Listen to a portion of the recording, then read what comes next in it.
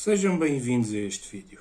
O meu nome é Pedro Rodrigues Ribeiro, eu sou psicólogo e eu queria dar uma, não vou dizer uma opinião, vou dizer um esclarecimento, talvez uma informação de alguns pontos importantes que têm surgido à baila nesta recente onda de possíveis acusações de assédio. Eu digo possíveis, eu digo supostas, porque não nos cabe a nós comprovar se elas são reais ou não. Ambas as partes terão um lado da história, devem de todo existir provas à partida e quem terá que avaliar, se houver possibilidade de avaliação, a tal compete. Quanto a nós, aquilo que nos compete é esclarecer, informar, dar um bom serviço. Para quem ainda não percebeu, eu estou a falar de um caso recente que veio à luz do dia numa entrevista que a ex-apresentadora da TV, Leonor Poeiras, deu ao Expresso. Nessa entrevista, a senhora Leonor Poeiras trouxe alegações de assédio por parte do seu antigo psicanalista. Portanto, segundo Leonor Poeiras, ela, a uma dada altura da sua vida, necessitou de acompanhamento, de ajuda psicológica e requereu os serviços de um profissional. O que torna a situação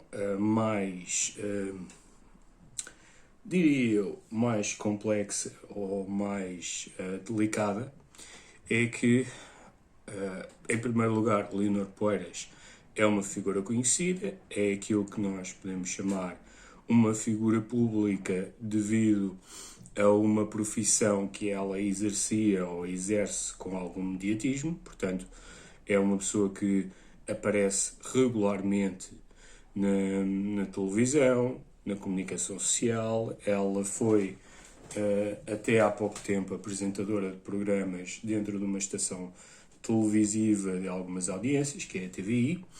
Portanto, do lado do acusador, não é? Temos alguém conhecido, não é? Mas também do lado do acusado temos alguém conhecido, conhecido especialmente dentro das áreas da psicanálise e da psicologia, mas também por algum do seu trabalho enquanto docente, já que a dada altura a senhora Leonor Poeiras indica o nome do suposto, do possível, do alegado acusador, que é o Dr. Frederico Pereira. Ora, o Dr. Frederico Pereira, para além de ser psicólogo, ele é psicanalista. O Dr. Frederico Pereira é uma pessoa que dentro da área da psicanálise é alguém conhecido por pertencer a algumas das associações de origem do movimento psicanalítico em Portugal, sendo que, inclusivamente, uma delas, se eu não estou em erro, ele acabou por fundar com o professor Dr. António Coimbra de Matos, também outro nome muito relevante na área da psicanálise.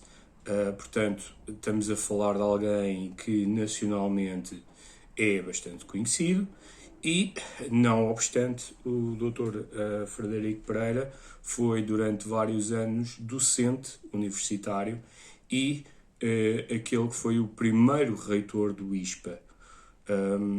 E para quem não sabe, o ISPA, que era conhecido como Instituto Superior de Psicologia Aplicada, hoje em dia já tem uma outra designação. O Instituto Superior de Psicologia Aplicada foi o primeiro instituto, a primeira universidade, o primeiro estabelecimento de ensino superior em Portugal a ter um curso de psicologia. Portanto, o ISPA é uma faculdade de reconhecimento, é uma universidade de reconhecimento e reconhecida no campo da psicologia, tanto a nível nacional como a nível internacional e, em parte, podemos dizer que o Dr. Frederico Pereira possa ter contribuído para isso ter acontecido. Não é? Quando o Frederico Pereira deixou de ser reitor do ISPA, anos mais tarde, ele foi homenageado com um doutoramento honoris causa pelo ISPA, anos mais tarde, e portanto estamos a falar de um homem que também ele é conhecido e reconhecido. Portanto, estamos aqui a falar de duas figuras mediáticas, cada uma nos seus lados. E, portanto, porque é que isto é importante? É importante para esclarecer aqui alguns pontos para quem não faz parte da área da psicologia, quem, de alguma forma, está em processos de ajuda psicoterapêuticos ou sequer pensa ou está para tomar a decisão em ter um processo desses. Portanto, a senhora Leonor Poeiras, na sua entrevista ao Expresso, ao qual ela foi bastante descritiva de alguns pormenores, portanto, ela começa por dizer que estava a passar um período conturbado, difícil da sua vida e então requereu ajuda psicoterapêutica. E pelos vistos, durante todo o processo ao qual a senhora Leonor Poeiras estava inserida até àquele momento, aparentemente nada faria pressupor ou não havia possíveis indicadores de que alguma coisa desse género pudesse estar a acontecer ou que poderia eventualmente acontecer no futuro. Isto porque a senhora Leonor Poeiras diz que isto aconteceu, ou esta situação aconteceu ao final de cerca de 200 sessões. Bom, esta é a primeira questão que eu acho que é pertinente. Quando a senhora Leonor Poeiras fala na duração do processo, isto é a duração típica ou mais comum num modelo psicanalítico ou em psicanálise mais tradicional. É certo que hoje em dia existem modelos de inspiração dinâmica, modelos psicanalíticos, ou mesmo psicoterapia psicanalítica de inspiração breve, ou terapias breves de inspiração dinâmica, que podem não levar este número de sessões. E também é importante referir que este número muitas das vezes também é alcançado quando pensamos num modelo psicanalítico clássico em que a pessoa está mais do que um dia por semana em análise. Geralmente estamos a falar entre 2 a 3 dias por semana em análise, o que é uma diferença grande de outros modelos psicoterapêuticos. Portanto, estamos aqui a falar, isto não é comum a todos os modelos, portanto, alguém que esteja inserido num processo de psicoterapia poderá não levar este tempo, portanto, todos estes anos.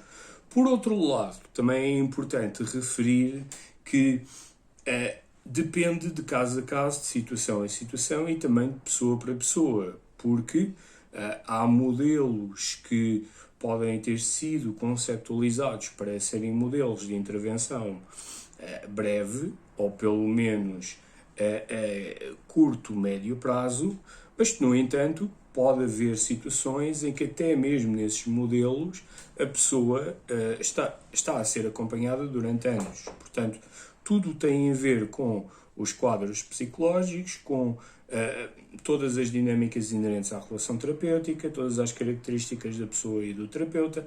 Portanto, esta ideia de tais sessões era, não é algo taxativo, é apenas para as pessoas terem uma noção, uma baliza, um intervalo de tempo, ou um possível intervalo de tempo, uma expectativa. Ela continua por descrever na sua entrevista aquilo que de alguma forma é percepcionado como a explicação ou como uma maior área de foco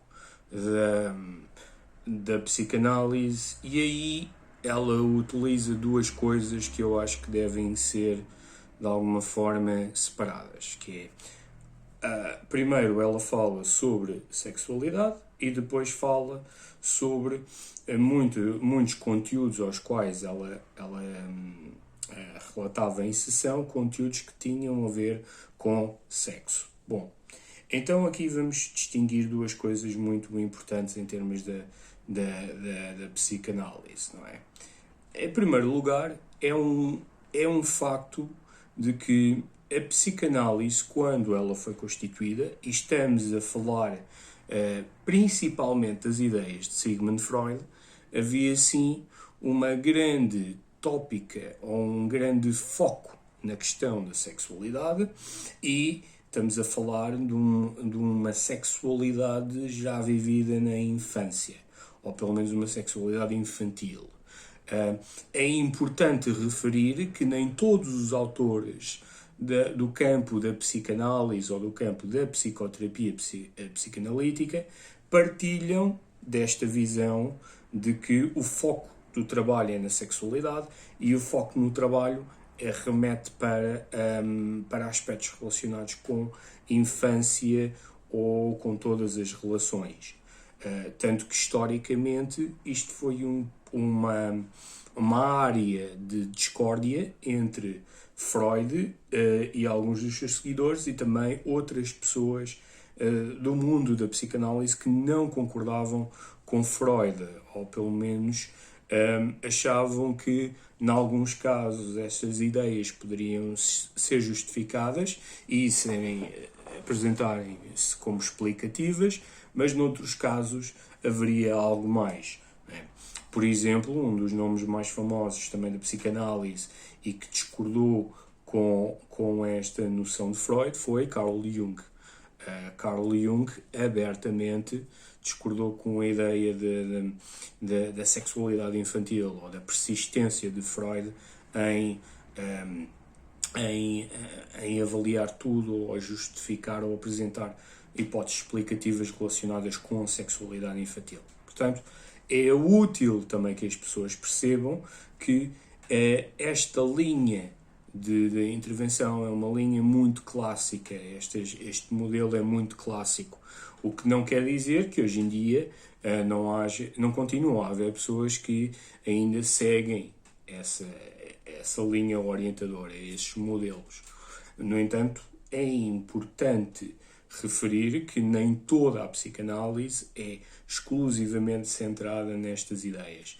E também é importante referir, e isto ligando ao ponto ou à questão de depois a senhora Leonor Poeiras referir nos seus relatos relativamente às suas atividades sexuais ou questões relacionadas ao sexo, também é importante aqui desmistificar algo, que é muitas pessoas fazem esta associação e tendem a pensar que quando a psicanálise fala de sexualidade, estamos a falar única e exclusivamente no sexo.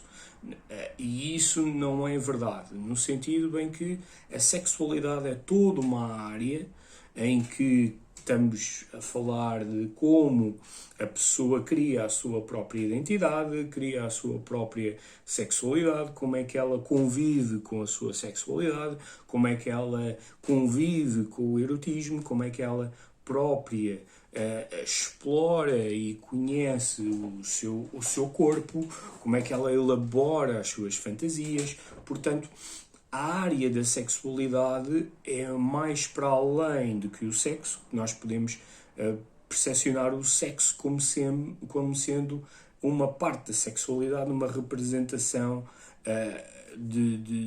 sim, de intimidade entre duas pessoas que pressupõem determinados estímulos e processos. Portanto, não tenho que explicar às pessoas o que é sexo, espero eu. O que vocês podem pensar, por exemplo, é que nos casos, é que naquilo que é nas relações amorosas, naquilo que são as relações íntimas, não é? Se nós pensarmos no amor e na ideia de que a pessoa está a fazer amor com a pessoa quem ama, não estamos apenas a falar no ato em si, que é o acto sexual, mas também estamos a falar de uma expressão de sexualidade e, sobretudo, numa envolvência emocional que o casal tem, um para com o outro. Portanto, também é importante referir. E, sobretudo, também é importante dizer que, tal como acontece noutros modelos de psicoterapia, e aquilo que as pessoas mais relatam, ou aquilo que as pessoas relatam, não tem apenas a ver com sexo, com a parte sexual. Aliás, as questões íntimas, as questões ligadas ao sexo ou até mesmo à sexualidade podem até nem surgir em casos de acompanhamento psicoterapêutico, porque tudo isso depende, lá está, da razão pela qual a pessoa nos chega, dos objetivos para os quais ela quer trabalhar, quer atingir, e também toda uma história de vida, toda uma narrativa. Portanto, nem todos os processos são preenchidos com tópicas relacionadas ao sexo. Portanto, isso eu imagino que tenha havido mais, e da minha parte só consigo pressupor que o campo do sexo tenha estado ali frisado, tenha estado destacado, porque isto trata-se de uma alegação de assédio. Pronto. E, portanto, isso é importante. Agora, não é exclusivo das intervenções terapêuticas. Pronto. Depois, mais tarde, ao longo do artigo, da entrevista, então chegamos a um momento em que a senhora Leonor Poeiras descreve que numa altura em que ela estava de férias, ela terá recebido uma SMS por parte do seu psicanalista numa hora um pouco mais invulgar, que é às 4 e qualquer coisa da manhã, e que essa mensagem, ela descreveu o conteúdo, não sei se foi uma descrição de memória ou uma descrição literal, já que esta disse durante a entrevista de que ela tinha as mensagens e tinha e-mails que foram trocados. Portanto, eu só posso pressupor que essa tivesse sido a alegada mensagem que foi enviada, e essa mensagem detinha um conteúdo que podemos pressupor que não é muito vulgar em trocas de mensagens, ainda por mais entre clientes e terapeutas. Bom, em primeiro lugar, vamos partir então este assunto na questão do envio de trocas de mensagens. Após o artigo ter sido lançado e isto ter vindo à baila, estas alegações, o próprio Expresso, se eu não me engano, obteve ou tentou ir obter alguns esclarecimentos por parte de profissionais como o Dr. Miguel Rico e a Dra. Ruth Agulhas, sobre aquilo que são as práticas ou as boas práticas, aquilo que eventualmente se pode fazer. Estamos a falar em duas pessoas que são muito conhecidas e muito respeitadas na área. Aliás, o Dr. Rico, neste momento, é o presidente do Conselho de Especialidades de Psicologia Clínica da Saúde. No entanto, na direção anterior, o Dr. Rico foi o responsável pela elaboração do Código Deontológico da Ordem dos Psicólogos. Aliás, ele, para além de ter ajudado a elaborar o código tal como ele é conhecido hoje, também a Ordem dos Psicólogos lançou um livro da sua autoria que aprofunda os artigos e os princípios dentro do Código Deontológico. Portanto, estamos a falar de alguém que sabe muito bem as intricacidades do Código Deontológico da Ordem dos Psicólogos, e a doutora Ruth Agulhas, neste momento acho que ela não faz parte. Se fizer, ela que me corrija, se ver este vídeo, claro, mas ela pelo menos fez parte do Conselho Jurisdicional da Ordem dos Psicólogos.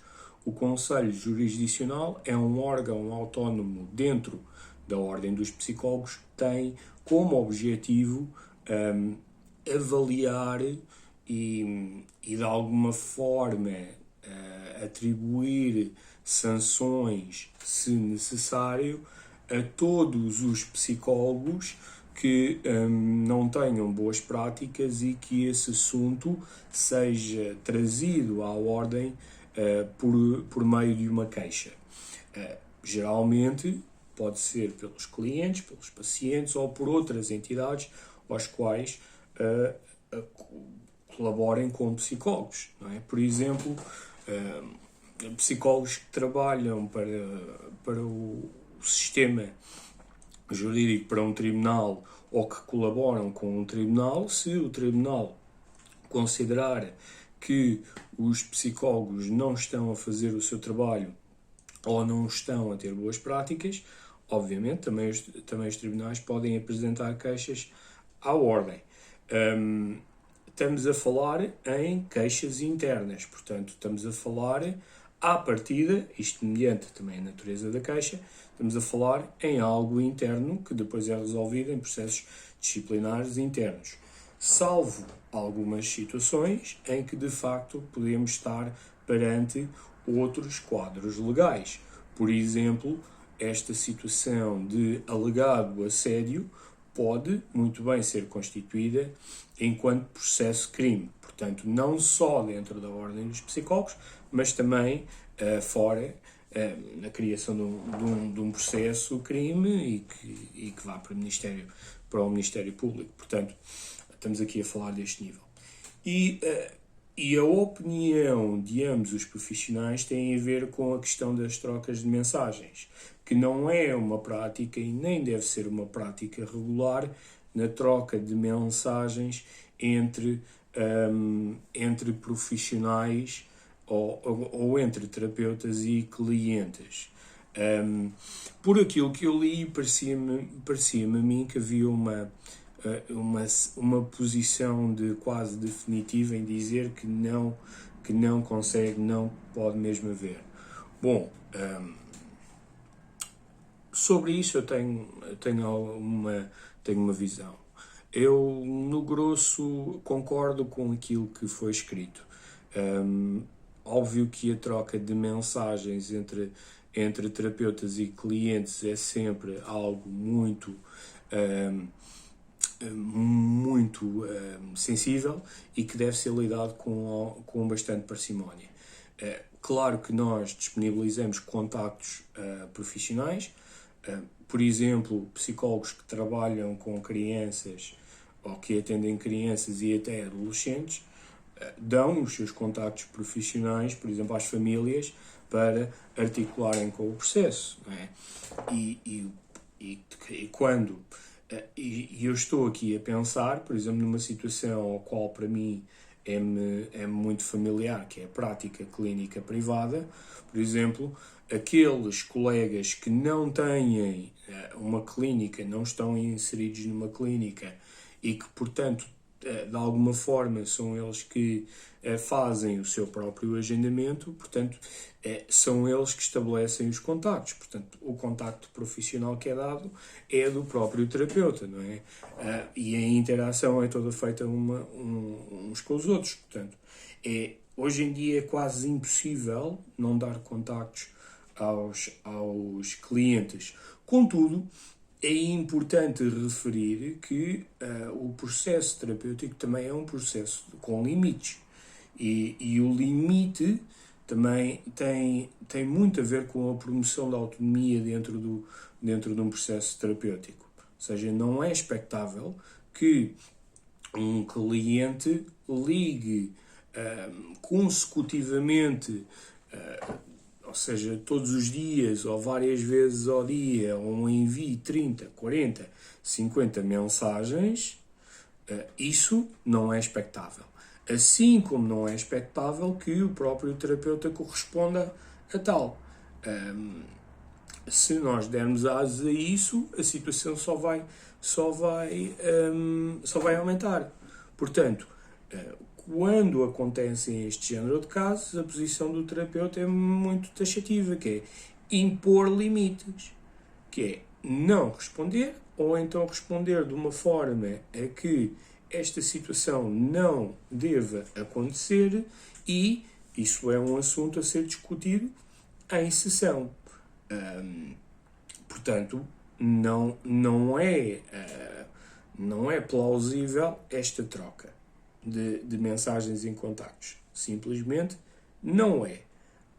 Exceção, claro, quando estamos a falar em casos em que existe a possibilidade da pessoa poder fazer mal a si própria ou a terceiros. E aí, por exemplo, estamos a falar das situações de suicídio. Ou que existe uma forte possibilidade da pessoa poder cometer suicídio. Aí pode ser estabelecido um contrato, por exemplo, nas abordagens cognitivo-comportamentais temos os contratos comportamentais ou os contratos anti-suicídio, em que é combinado previamente com o cliente que ele pode e deve enviar uma mensagem ao telefonema numa situação excepcional em que ele se veja perto de cometer o ato e, obviamente, nós, enquanto terapeutas, temos que nos mostrar disponíveis para então lidar com essa situação. Mas isso é a exceção. Assim como, eventualmente, responder a uma mensagem de eventual troca de horários a uma pessoa que não pode ir, não pode comparecer a uma sessão. Estamos a falar de situações logísticas, não de uma troca entre terapeuta e paciente, sobre que modelo for. Portanto, estas questões são bastante taxativas, estão muito bem descritas no Código Deontológico da Ordem dos Psicólogos. Portanto, se esta troca de SMS, se esta troca de e-mails de facto existiu, e se há comprovativos disso, não era algo que deveria ter sido evitado. Deveria ter sido evitado por ambos os lados. Mas, claro, a responsabilidade aqui recai sobre o terapeuta. É o terapeuta que tem que impor esses limites e que tem que dar o exemplo, que tem que dar esse primeiro passo. Relativamente ao conteúdo da alegada SMS e tal como ele está descrito, aí é que entra a alegação de assédio. De facto é uma mensagem que, entre outros conteúdos, é uma mensagem que eventualmente pode sugerir uma disponibilização do terapeuta em ir ter com a pessoa, não é? Eu consigo compreender que consiga passar essa sugestão, não é? E aqui, então, nós temos que também, de novo, ser muito taxativos.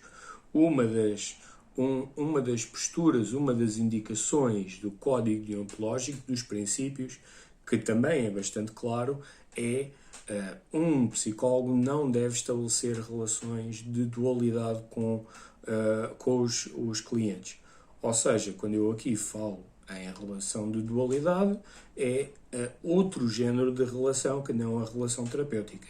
O que claramente que vai impedir que o terapeuta faça movimentos desses. Portanto, isto é algo que está muito bem descrito no Código e que é absolutamente taxativo. Relações de dualidade não devem ser estabelecidas por terapeutas nem mantidas por terapeutas, quer sejam eles a sugerir ou a iniciar essa relação, ou mesmo quando é o próprio cliente ou algum tipo de cliente a tentar estabelecer uma relação desse nível. Portanto, cabe ao terapeuta aqui ter a sua postura deontológica e dizer que, enquanto a relação terapêutica persistir, isto é a única forma de relação que pode existir neste contexto. Isto é taxativo. Pronto. Relativamente ao conteúdo, ao resto do conteúdo da SMS, não me cabe a mim ajuizar se ela de facto é uma componente de assédio ou não. Cada um terá a sua interpretação, cada um poderá ler a SMS e a minha postura aqui é uma postura esclarecedora, não julgativa, no sentido de eu dizer que tal se passou, que um é culpado, que o outro é culpado, portanto não me cabe a mim. E nem o irei fazer. Portanto, o resto deixo ao vosso entendimento. Agora, uma coisa que é bastante sugestiva na alegada mensagem é a questão de um alegado encontro ou do terapeuta alegadamente poder ir ter com a pessoa. Já para não falar que, de facto, a hora é bastante suspeita, no sentido em que, à partida, segundo aquilo que a senhora Leonor Poeiras diz, ela não me parece que estivesse em risco de suicídio. Por aquilo que ela diz, estava numa situação de fragilidade, quiçá até depressão. Portanto, uma mensagem às 4h30 talvez não fizesse muito sentido. Continuando por aquilo que ela descreve, depois da alegada SMS, houve uma alegada troca de intenções em que ela se mostra desconfortável com aquilo que foi a SMS e o terapeuta, alegadamente, justifica ou tenta justificar o quê da sua mensagem e também há ali um pedido de desculpas. E uma forma de justificar ou de tentar demonstrar essa SMS ou o porquê do envio diz respeito a questões técnicas, ou seja, intervenção técnica. Bom, uma das técnicas clássicas da psicanálise é, de facto, a interpretação de sonhos. Nesta técnica, a psicanálise pressupõe que existem conteúdos latentes, ou seja, para além daquilo que nós manifestamos, daquilo que nós dizemos, existem outros conteúdos inconscientes e com outros significados. Conteúdos esses que tendem a emergir na altura do sonho ou quando a pessoa está perante uma avaliação projetiva, ou seja, aquilo que são os testes projetivos, como por exemplo o Rorschach, que é um dos testes mais famosos, se não o teste projetivo mais famoso. E então a atitude do analista é recolher o sonho do paciente ou do cliente e interpretá-lo, fazer uma interpretação perante o conteúdo que o cliente expõe. E agora eu remeto-me para a minha insignificância, no sentido em que, por aquilo que eu conheço de psicanálise, e eu não sou um especialista em psicanálise todo, mas por aquilo que eu conheço, a interpretação dos sonhos é com o material que vem do cliente. Claro que a interpretação é uma técnica, é uma abordagem do psicanalista, e que essa interpretação acontece no seio da relação devido a movimentos de transferência e contra-transferência, e então o psicanalista faz uma interpretação dos conteúdos que o cliente ou paciente está ali a expor. O que eu desconheço é interpretações que o psicanalista possa ter fora do contexto do contexto da sessão e fazê-las, né, ainda por cima em formato de sonho. Também uma coisa que eu questiono é se de facto surgiu alguma hipótese ou se realmente passou alguma interpretação na cabeça do Dr. Frederico Pereira. Eu pergunto-me, o que é que seria se ele registasse essa interpretação e depois abordasse em sessão, tal como combinado, tal como estabelecido dentro do processo terapêutico com a cliente. Porque não é invulgar que os psicólogos e os psicoterapeutas reflitam sobre os seus casos, sobre os seus pacientes. Há muito trabalho prático que é realizado fora das sessões e, portanto, se eu, ao refletir sobre um processo meu, surge-me uma hipótese ou surge-me algo que possa ser de alguma forma importante para o processo terapêutico do cliente em questão, eu registro e depois, quando chega ao dia em que a sessão está agendada, eu discuto isso com o cliente. Portanto, aí eu acho muito estranho e sem qualquer sombra de pertinência. Continuando pela entrevista, a senhora Leonor Poeiras alega que, ao mostrar o seu desagrado e ao afastar-se progressivamente do processo terapêutico, o Dr. Frederico Pereira terá enviado um e-mail, terá enviado um relatório ou um parecer de avaliação psicológica em que alegadamente arrasa a senhora Leonor Poeiras e que isso obviamente irá afetou-a. Sobre isso, obviamente que os psicólogos devem ter muita atenção naquilo que expõem ao cliente ou da forma como dizem, porque sim, estamos a lidar com pessoas que à partida têm alguma fragilidade e que confiam em nós não só para abrir a sua vida, depositar aquilo que é a sua intimidade para obter ajuda. Logo, há aqui uma posição de alguma influência e eu até iria utilizar a palavra poder, em que as nossas palavras, de facto, têm aqui um grande impacto naquilo que é dito ou naquilo que é escrito acerca do estado mental de alguém que nos procura. E sim, eu consigo perceber como uma coisa dessas é capaz de destabilizar uma pessoa.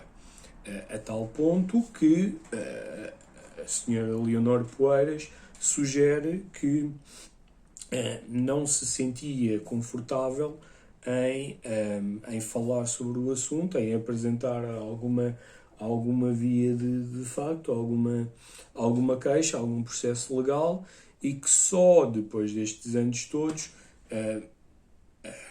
com algumas reflexões, ou quiçá impulsionada por também muitas acusações que têm vindo a público, até mesmo por figuras mediáticas, impulsionadas por isso, ela veio a público falar. Isto faz-me lembrar, ou tem muitas parecências com o movimento Me Too que aconteceu nos Estados Unidos, muito relacionado com a indústria cinematográfica e com Hollywood, não é? Parece que nós estamos aqui a ter uma versão portuguesa desses acontecimentos, não é? Pronto. O fechamento deste artigo, ou desta entrevista, vem então com uma parte que é fulcral. Que quando, a partir do momento em que a senhora Leonor Poeiras supostamente toma a decisão de fazer algo em relação a isso, tanto a Ordem dos Psicólogos como algum aconselhamento jurídico que ela obteve foram no mesmo sentido e disseram que a hipótese de apresentar uma queixa por assédio já tinha prescrito no tempo. E então que não haveria muito a fazer, digamos. Isto não é invulgar, no sentido em que, segundo a lei, de acordo com a lei portuguesa, determinadas acusações ou determinados crimes, de facto, têm uma janela temporal até prescreverem. Uns crimes nunca prescrevem, outros têm uma janela temporal mais dilatada, outras têm uma janela temporal mais restrita.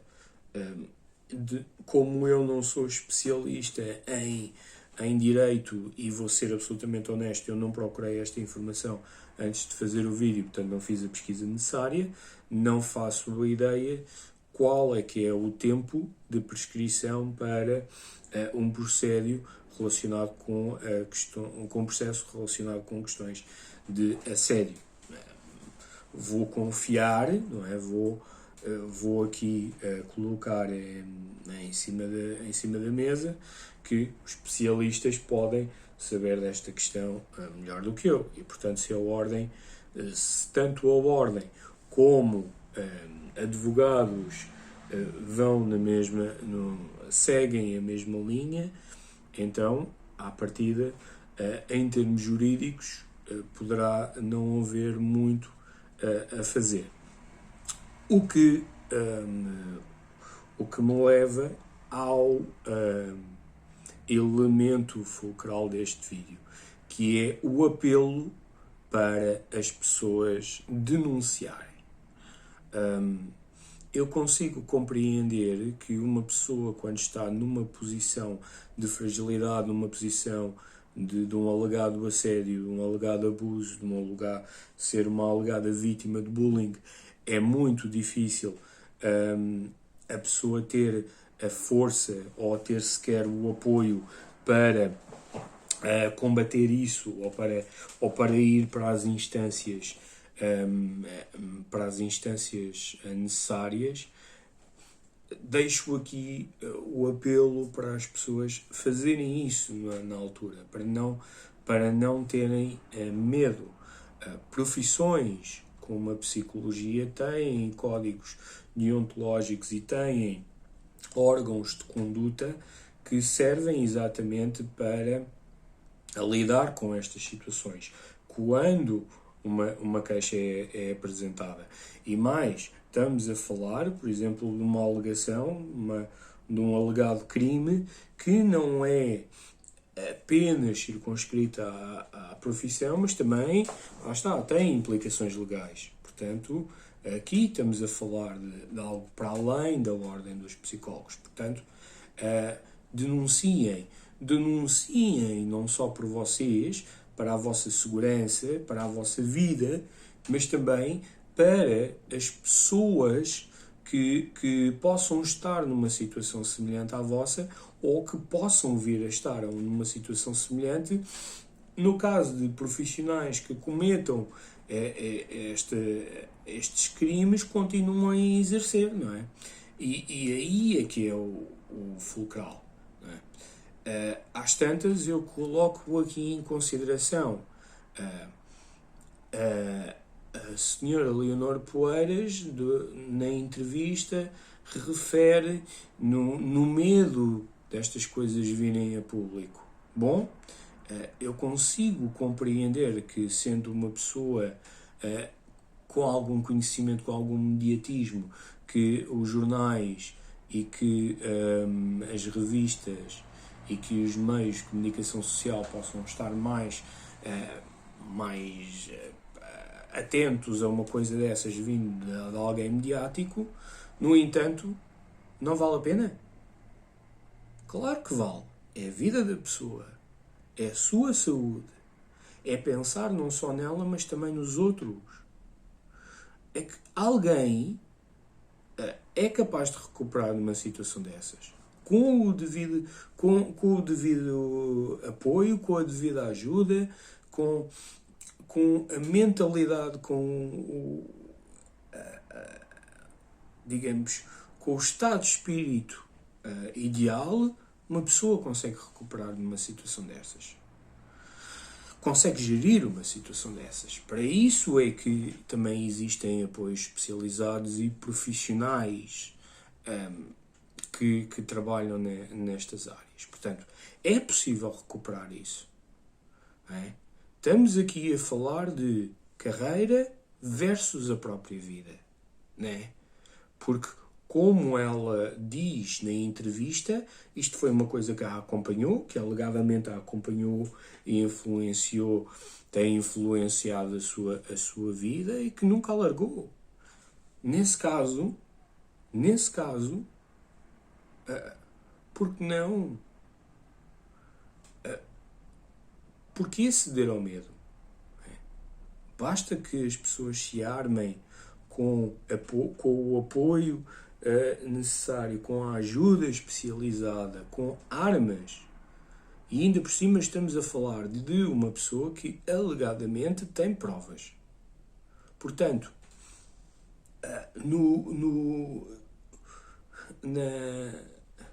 no grande esquema das coisas, não é? Na balança, as pessoas têm a ponderar. Não é? O que é que são aspectos mais importantes aqui? Não é? Eu não sei o que é que vai acontecer agora com o futuro deste caso, já que aparentemente os quadros legais prescreveram. Claro que isto vindo a público e continuando a ser mediatizado e continuando a ser alimentado, estamos perante, não é, o tribunal da praça pública, ou seja, cada um de nós vai emitir um verdicto e obviamente uma condenação. De novo, o meu objetivo aqui não é fazê-lo. A utilização dos meus termos como alegadamente, supostamente, é porque, de novo, nós conhecemos as partes que supostamente vêm a público, não é? só quem está dentro do assunto, em última instância, só a Sra. Leonor Poeiras e o Dr. Frederico Pereira é que saberão exatamente aquilo que se passou, aquilo que aconteceu e quais é que foram as intenções. Portanto, é difícil para nós estarmos aqui a ser juiz, júri e carrasco. Agora, o que nós podemos sim fazer é utilizar estes exemplos, estas notícias, para explicar, para contextualizar, para informar, para mostrar às pessoas que situações desta natureza são situações que de facto acontecem, são situações criminais, são situações muito graves e que as pessoas têm alternativas, têm soluções e, por outro lado, este tipo de comportamentos não demonstra tudo aquilo que é uma profissão. Ou seja, tal como acontece em todas as profissões, dentro da psicologia existem maus profissionais e também bons profissionais. Portanto, não são apenas estes exemplos que a profissão vive, os bons exemplos até são capazes de suplantar estes incidentes e, portanto, esta é a mensagem final que eu gostaria de deixar aqui. Obrigado por estarem desse lado. Desejo-vos a todos um resto de um bom dia. Até uma próxima.